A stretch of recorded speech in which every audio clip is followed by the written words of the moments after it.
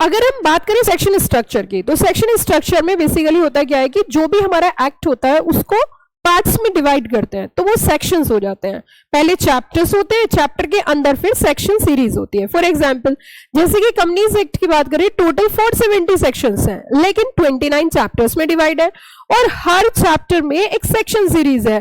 For example जैसे कि आपका चैप्टर नंबर 2 की अगर हम बात करें, तो उसके अंदर क्या दिया गया कि सेक्शन 3 से लेके 22 तक है।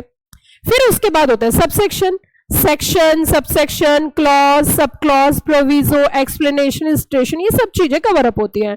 अगर मैं बात करूं सबसेक्शन की, तो सेक्शन को ब्रेक किया जाता है स्मॉल पार्ट्स में, छोटे छोटे पार्ट्स में डिवाइड करते हैं, तो उसे हम बोलते हैं सबसेक्शन।